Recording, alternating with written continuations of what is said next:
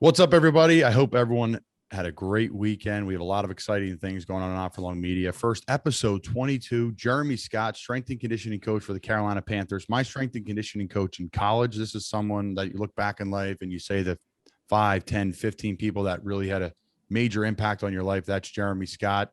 Fantastic stories from his time at Penn State where he cut his teeth, and then through the ranks where he became, where he got his first head strength and conditioning job at Temple University. When I transferred from Florida to Temple, we met in 2014, went on to have a ton of success there at Temple, followed Coach Rule to Baylor, and then went on to the Carolina Panthers. He's a fantastic, fantastic guest, and someone that I really admire, learn a lot from, and I get to go to work with every day. And he's a friend, and someone I can rely on for my pro. Speaking of friends, I want to talk about our friends over at Few Will Hunt. Check out their daily attack plan, folks, on their website. It's really cool. It literally has its own website, dailyattackplan.com. Life isn't a playground. It's a battlefield, and we've got a plan for your attack. Let's get to work. Sign up for free. Tons of benefits. Create a daily attack plan. Change your day. Create a daily attack plan every day and change your life. Daily Attack Plan is a proprietary platform that blends scientifically proven mindset and productivity tools into your daily routine. I love what they're doing at Few Will Hunt. Everybody wants to eat, but Few Will Hunt. It's a local Philadelphia product, started at Archbishop Wood High School. Like I said, we met traveling to Charlotte and hit it off, and it's a company that I really try to embody and be with. Their toughness, their work ethic, their mantra. And really, it's what we're trying to do here, Not For Long Media. Just outwork people, do things the right way. And that's our friends over at Few Will Hunt. Check out their social media. It's really strong. And check out their website. It's so organized. They have some new Few Will Hunt hockey apparel that I absolutely love. That will be one of the first shirts I will buy. I have a bunch of posters, but no shirts yet. That will be the first shirt I have because I just want to be a hockey player, even though I can't skate that well. So nonetheless, Few Will Hunt, check them out. So we have a guest today. First off, introduce Justin Ayers, who's always with us. He's been our mainstay here. Justin Ayers, how you doing today? Good, man. Yeah, it's this Justin, and then we have a special guest. Autumn, the chaos coordinator, I call her, social media coordinator. Thank you so much for joining us tonight, Autumn. Thank you for having me. Yeah, it's exciting. So last week we had Esty from Mexico City. This week we have Autumn from New Orleans. I mean, we're all over. I mean, we would have one hell of a party in Not For Long Media. We could go to Mexico City, New Orleans, Justin's in Annapolis, and I'm in Cape May and Charlotte. I mean, we're good. We're set. We are set. And we're talking about like 1 year, technically anniversary of the podcast.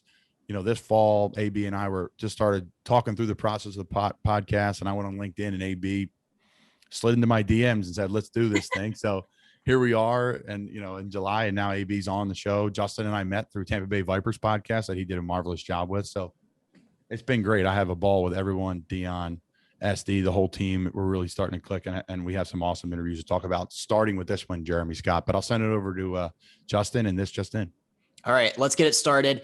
Kind of a somber note. This is a topic that's really important to me in the DMV area. So on Saturday night in DC, the Nationals were hosting the San Diego Padres. And in the sixth inning, gunfire erupted across the stadium. What happened was that there's two cars on the street outside the stadium shooting at each other.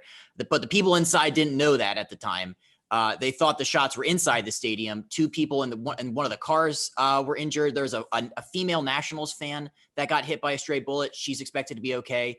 But the scene inside the stadium, I don't know if you saw that on Twitter on Saturday night. Just the videos that were coming out were terrifying to watch. People sprinting towards the exits as soon as they heard the gunshots, cowering under seats, toppling tables, running for their lives. It was like 20 minutes until they found out it was actually outside. So that's just horrifying. And then they told people to all leave for the exits. But for those many tense minutes, it was chaos. People were running on the field, hiding in the dugout. There was a ton of Padres players who were being super helpful and helping people into the dugout for safety and shelter. But this is something that I live in the DMV area. I've been going to Nationals games for 15 years. It just should never happen. Like that part of DC, Southeast DC, I don't know if you guys are familiar. It's called the Navy Yard. it went from being like this really rundown, like grass fields, empty plots. There's apartments and restaurants and bars, and it's really awesome.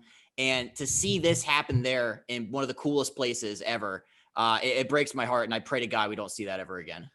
Yeah. So the Navy Yard, actually, Sydney lived there when she worked in DC, and it was probably 5 years ago at this point in time. And it was just up and coming. Obviously, the Nationals were becoming a better. Bryce Harper was still there. The team was a little bit differently shaped. Still had a ton of success, but I remember just the hype about the Navy Yard, and there was like all these new restaurants that were going to be in 2019 and 2020. And I think she probably left around 2018. So I got to see the Navy Yard a little bit and how cool it was, and I'll kick it to Autumn in a second. So, right. The gunshots are just, first off, it shouldn't happen like you're saying, but second off, there's been so many incidents, right? And so sad. And that's what I'll talk to AB about in a second, about just, she's in the sports world. She's at a university. We're putting together a military appreciation night for Lower Cape May Regional High School for the Run for the Fallen. We're raising money for the Run for the Fallen of New Jersey. And the real topic is there's going to be a lot of people at the game. So like, it's like we have to, I didn't even think about this. They're like, we need SWAT there. We need police officers there because of these massive events. It's a shame that it's become this way, but AB, like, you're involved in so many different events at your school. Are these topics that you're privy to and that are talked about around campuses? Yeah, I mean, we're all pretty much trained, like when we start at the university, like where, exits are or how to handle, those type of situations. And we have, security at almost every single event. And we also have UPD at every single event, regardless if it's like a handful of people to thousands of people. They always like allocate enough just to make sure nothing happens, because it does.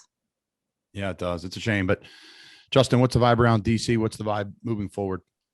Well, on Sunday because they canceled the game, obviously, on Saturday night. They picked it back up on Sunday. Just the vibe was just like, hopeful optimism for the future. Nationals manager Davey Martinez, he got really emotional at all of his press conferences, just talking about like the same sentiments we're echoing, just like he hopes it never happens again. But there's a lot of heroics that night that don't really get talked about. Some of the actions of the players and, some of the Nationals field staff there. But God, yeah, I mean, that's just that. I was in Pittsburgh and I was at a Pirates game, and I was like, I had so many people text me and they said that like, oh, I saw you were at a baseball game. Like, are you okay? And I'm like, yeah, I'm in Pittsburgh. I'm not in DC, thankfully. But yeah, it's just, you don't think about that when you go to a ball game. You don't think that I'm gonna have to cower under my seat and think that I'm gonna get, you don't think that's gonna happen. It hurts my heart. Yeah, I mean, just take a look into what we do as players. We go through metal detectors to go into a game as a player. I mean, we all go through it, right? Things have changed, and that's good. I think it's healthy safety measures. Obviously, everyone hopefully will be okay. But it's something that needs to be discussed now. It's good that these discussions are happening, because now there's more security, there's more thought, but you don't want to scare anybody. Like we talked about before with Tom McCarthy, one of the quotes that I had was, baseball feels like family. It really does. Going to a game, group of people, you leave in the fifth inning, you hang to the whole game. It's very laid back. You get some food. You don't want to think about gunshots. So I want to change the subject, though. I want to talk about some Pirates, and they're the Pirates down in Key West that I've gotten to know pretty well. It's Shots and Giggles. 10 years they're celebrating. Check out their new website. It's fantastic what they're doing down there. Absolutely love what they've done with the new website. 201 Ann Street, right behind Sloppy Joe's, right downtown Duval Street. You can get in touch with them. They have their email and their number, all the fun celebratory things, a few pictures of me and some good times there over with some locals just over the years of the events that they held. They sell beer, wine inside. They have a great photo gallery of all the fun they have, and they have drink specials every night, which is really cool for us. It's a locals bar for Key West. We love it. It's my hideaway in the off season. And I love their hours. Sometimes by 11:30 or 11:45, but definitely by 12 p.m. we'll open. Close no earlier than 2 a.m., maybe 3 a.m., depending on who you are and what you want. So it's a locals bar. It's a fun place, and it's a place I've been able to call home for a long time. Check them out. Shots and Giggles, right behind Sloppy Joe's in downtown Key West. All right, next up in this, Justin, Nashville Predators prospect Luke Prokop I butchered the first name, which ironically is the one that I thought I had the best chance of saying. Luke Prokop on Monday became the first active player under an NHL contract to come out as gay. It was a big Instagram post. I'm sure you guys have seen it. It's been going around all day. One of the quotes I liked from it was, quote, "From a young age, I've dreamed of being an NHL player, and I believe that living my authentic life will allow me to bring my whole self to the rink and improve my chances of fulfilling my dreams." This is coming on the heels of Carl Nassib of the Las Vegas Raiders coming out a couple weeks ago. It's a great time in the sports world, and Colin, I wanted to get your take on everything. Yeah. So obviously something near and dear to my heart. I've talked about my brother being a gay man on this podcast before. I've talked about our support for Carl Nassib. We all have. And it's tremendous. And you know what's tremendous about it? It's really not that big of a deal anymore. And we're not going to make it that big of a deal, because it isn't. And I'm not even going to worry about the people that has a problem with it, because it doesn't even matter. Things are moving forward. There's so much discussion, right? Years and years ago, Michael Sam, when he was a gay man, he was barely in the NFL yet. It was like the guy was getting crucified. They had video. He was a 7th round pick, I think he was, or he was a late round pick. And they had cameras in his house, and he's crying with his boyfriend. And like it's almost like, I don't say they were making a fool of him, but it was like, why are there cameras in this guy's house? He's 7th round pick. Like, I don't know. That's neither here nor there, but it just was like, what is happening? It was such a major story about someone's choice and who they're, would like to date or marry or be with. So yeah, I'm getting off topic, but it's fantastic. It's not a story. Usually you get alerts on your phone. I didn't. I scrolled through Twitter and saw it, and it's really cool because he's, Gary Bettman comes out and has some nice words that I read briefly. I didn't read all of them, but it has some nice words. And then, a lot of players are coming out and supporting him in the Predators organization. And he's in Nashville, a very open-minded, fun place, great fans. So what a great place for him. And excited for the future. I'm a hockey fan. People listen to the podcast know that. And hopefully his jersey becomes the number 1 sold jersey in the NHL, just like Carl Nassib's was. Yeah, absolutely. All right. Next up, we have a couple autumn topics. We're going to wrap up the show with a couple autumn topics. She sent these over. Softball is back in the Olympics for the first time since 2008, and I can't believe it's been that long. But unfortunately, it's not going to be in the next one. Hopefully 2028. But this is a big time for college softballs. The ratings are through the roof. Autumn, like what are you thinking about when you see softball coming back? I think it's awesome, especially as like a washed up college softball player, being able to watch it on TV again at an age where you really understand it and understand like what the players go through to get to where they're at and what they've had to fight through as well. I think it's just awesome to see. And it is kind of sad that, it's not on the roster right now for Paris, but, the IOC can always, revoke that and hopefully add it back. I just hope that they kind of show up and show out at the Olympics. Yeah, it's such an awesome thing. The more sports we can add to the Olympics, the better. That is going to equal fair play. USA is probably going to steamroll on them. Or Canada's probably got some players. Yeah, they actually they already set the schedule for it. And so the second game USA plays, they actually face Japan, who won the title in 2008 when they beat them 3-1. So it's going to be really exciting to watch that game because half the roster weren't on that roster in 2008 besides like Monica Abbott and Kat Osterman, who, you have to think that was over 10 years ago and they're now almost 40. So it's crazy to see, that they're still able to compete and keep up with people who've just won, the World Series or, girls who can recover a lot faster than a 48-year-old or 40-year-old. Yeah. So it's just awesome to see, especially, because they're Hall of Famers. So it's a great point. I fell in love with what they watch in the game. I went to several games when I was at the University of Florida, and they were really good. So it made it a lot of fun to go to those games, baseball and softball. And now they're all in the same complex, women's lacrosse, baseball, softball. So that was cool. No free ads from the University of Florida, but it was really neat. Go Gators. You can go to all three of them. Go Gators. Gators were all of my both went. So guys, I want to talk about our friends over at the original Fudge Kitchen. 50 years of business, shipping fudge across the country. Like I said last week, I was able to go into the back house. I was able to see someone purchase fudge from Not For Long Media. One of our listeners go on, purchase fudge with their family. and it was for 4th of July, I believe. It was and they reordered again because so many family members wanted it, enjoyed it. It's fresh. They put it in the wax, so it's fresh. It ships literally across the country. We ship some to Key West, Florida for some certain people birthdays. Shout out to Hanya, who's the owner of Shots and Giggles. My Aunt Hanya, shout out, happy birthday. And so original Fudge Kitchen, 50 years, first class approach. They do a great job. I was in there scrubbing pans and digging out the ice in the ice cream machine last week. So it was cool for me to get the experience, behind the scenes there, what they do. They have tons of just every types of candy and chocolate you want to, not just fudge. So I love what they do. And I love the fact that you can buy it from across the country. The original Fudge Kitchen, fudgekitchens.com. All right. Last up, this just in. For the first time, a female sailor has completed the U.S. Navy's training program to become a Special Warfare Combatant-craft Crewman.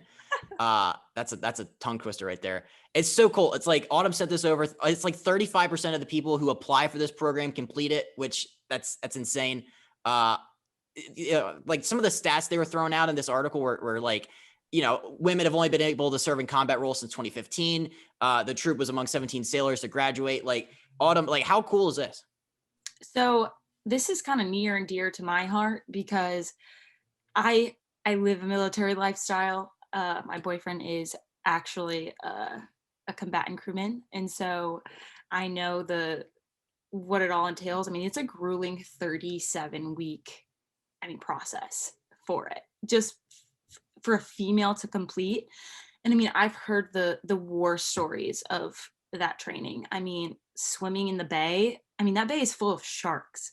Like, sleepless nights. I mean, there's a week, and they call it it's like their war week, where I mean, you get like 5 hours of sleep like during that whole week. I mean, mental toughness. It's insane to see a woman like be able to complete that. One of 18 that I've tried.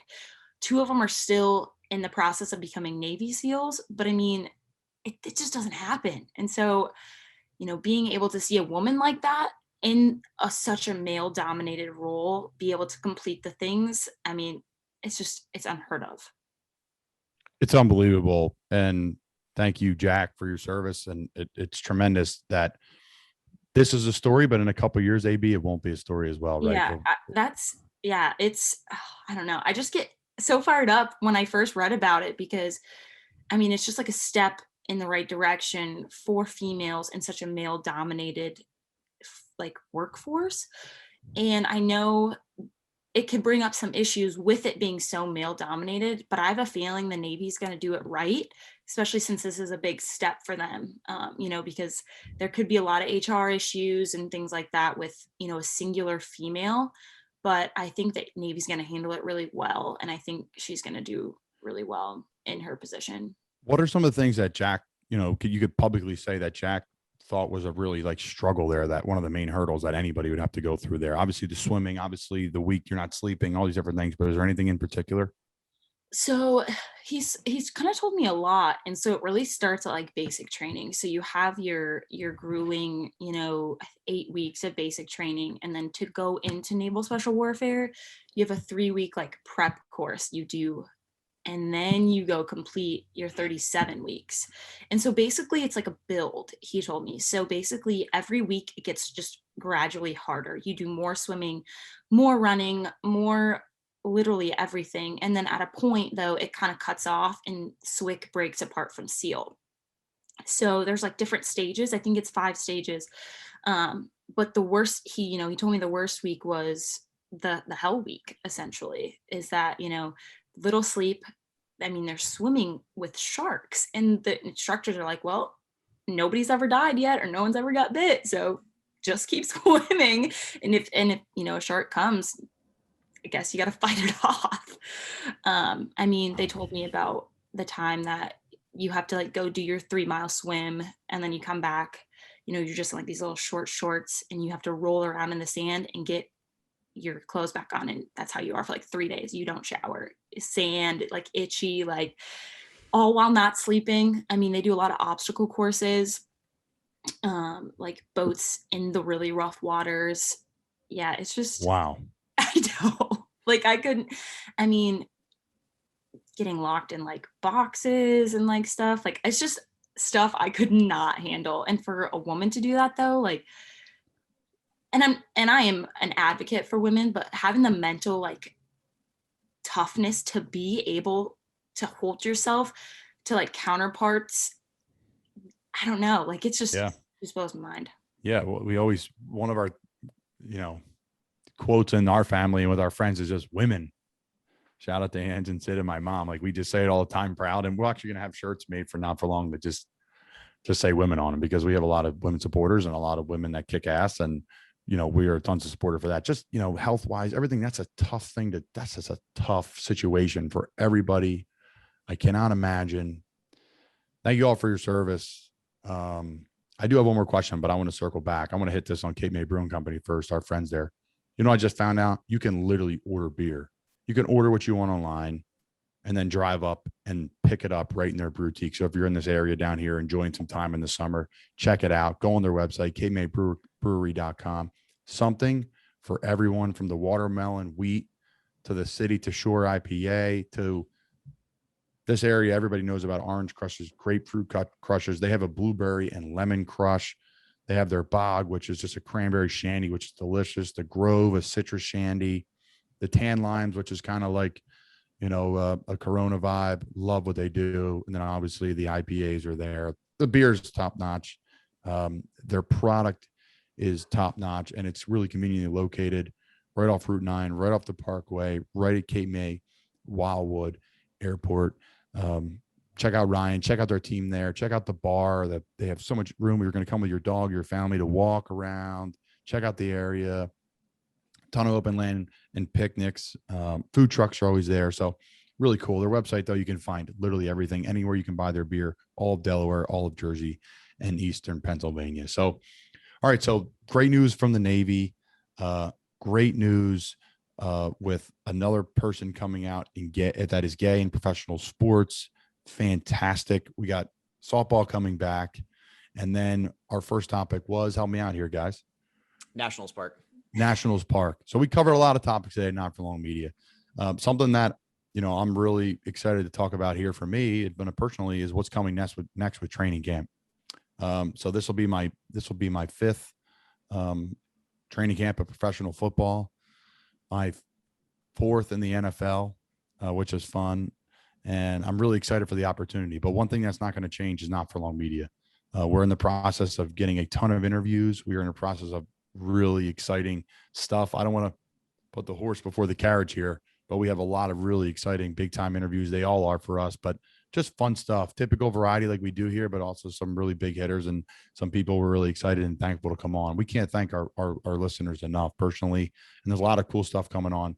Our website is kick-ass. AB's a lot responsible for that, and our team, our social media stuff that everybody's got their hand in with our team. They do a fantastic job. All of our producers, everybody does a little bit of everything for us. Everybody has full-time jobs. And then we do this and other things they're involved in. So I wanted to take the time to thank you guys on air, as we have another member of our team here. And I can't really thank you guys enough. And I want to shout out our last sponsor, someone who's been with us all the way through, and that's Wealth Advisory Services, Paul and Dave and their team, their family, over 100 years of experience, located in Doylestown, Bucks County. Check them out. Retirement, 401k, whatever questions you may have, stocks, bonds, real estate. I need to buy a car, budgeting. They do a great job.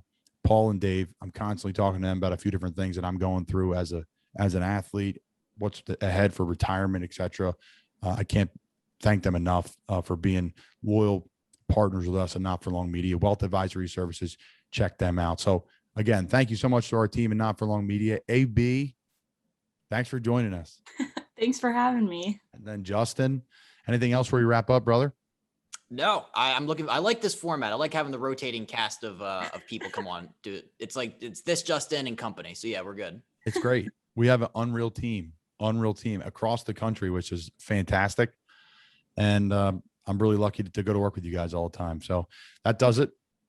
I hope you guys really enjoy the Jeremy Scott interview. He's the best, one of the best in the business, humble as pie, works his ass off, a great strength coach at all levels, a great man, a great father, a great role model, a great leader. And lucky enough for me, I get to call him a great friend, someone I get to go to work with every day. I can't wait to go to work with him for the next 6-7 months. So check him out. Jeremy Scott, episode 22, Carolina Panthers strength and conditioning coach.